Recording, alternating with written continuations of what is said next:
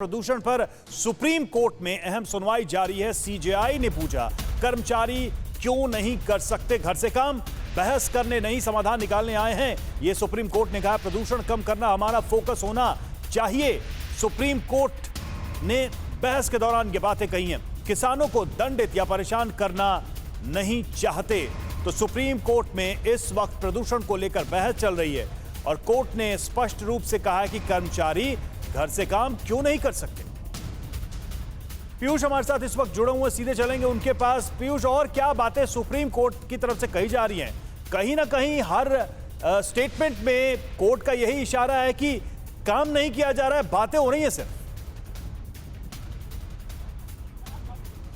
जी बिल्कुल रवि, देखिए supreme court ने साफ तौर पर अभी जो ऑब्जर्वेशंस दिए हैं, जो टिप्पणियां की हैं, उसमें यह कहा है कि जो आयोग में फैसले लिए गए कल की बैठक में, क्या वो काफ़ी हैं? ये केंद्र सरकार से भी पूछा है सुप्रीम कोर्ट ने और दिल्ली सरकार से भी पूछा है।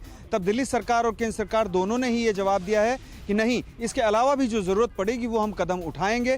फिलहाल केंद्र सरकार की ओर से सुप्रीम कोर्ट को ये बताया गया है कि एनसीआर में जो कर्मचारी हैं, यानी कि केंद्रीय कर्मचारियों को छोड़ करके जो कर्मचारी हैं वो वर्क फ्रॉम होम रहेंगे। इसके बाद सुप्रीम कोर्ट में सीजीआई ने ये पूछा कि आखिर केंद्रीय कर्मचारी घर से क्यों नहीं काम कर सकते। तब एसजी ने कहा कि क्योंकि उनकी संख्या बहुत कम है तो ऐसी स्थिति में फर्क नहीं पड़ेगा और अगर वो घर से काम करेंगे तो केंद्र सरकार को काफ़ी परेशानी का सामना करना पड़ सकता है। ये स्थिति एसजी ने स्पष्ट की है। इसके अलावा तमाम सारे जो निर्णय लिए गए हैं आयोग की बैठक में, मैं वो आपको बताना चाहूँगा कि एसजी ने बताया कि एनसीआर में सभी शिक्षण संस्थान अगले आदेश तक बंद रहेंगे। इसके अलावा गैर ज़रूरी सामान लाने वाले जो ट्रक हैं उनको पूरी तरह से प्रतिबंधित कर दिया गया है अगले आदेश तक।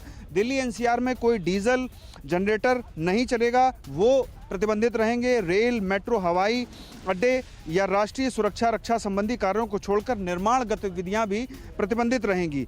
सड़क निर्माण सामग्री का ढेर करने पर जिम्मेदार व्यक्तियों और संगठनों पर जुर्माना लगाया जाएगा। अधिक से अधिक संख्या में वाटर स्प्रिंकलर और एंटी स्मॉग गन तैनात किए जाएंगे।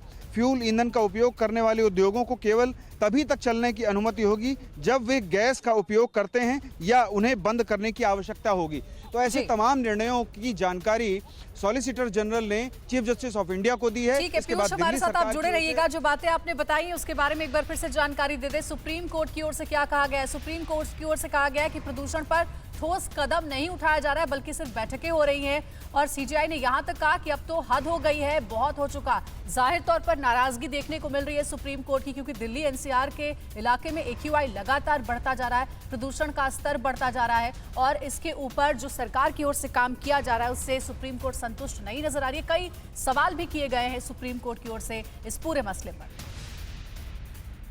पीयूष हमारे साथ लगातार जानकारी देने के लिए जुड़े हुए हैं, उनसे बात करते हैं। पीयूष, सुप्रीम कोर्ट की बातों से ये साफ है कि नाराजगी है, सरकार जो कदम उठा रही है प्रदूषण को कम करने के लिए उससे संतुष्ट सुप्रीम कोर्ट नहीं नजर आ रहा है।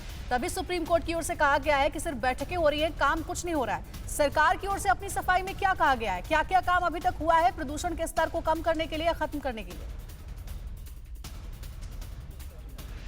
जी देखिए, केंद्र सरकार की ओर से पूरी जानकारी जो कल आयोग की बैठक थी उसमें जो निर्णय लिए गए हैं उसकी जानकारी चीफ जस्टिस ऑफ इंडिया को दी गई है।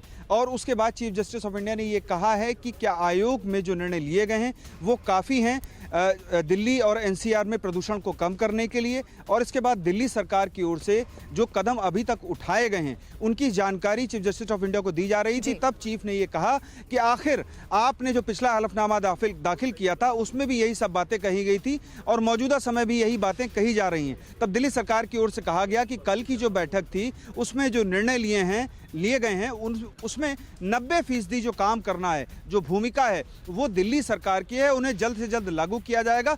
बस आज सुप्रीम कोर्ट में ये जानकारी आपको दी जा रही है, उसके बाद आपकी मोहर लगते ही इस मामले में आगे कदम तत्काल बढ़ाया जाएगा।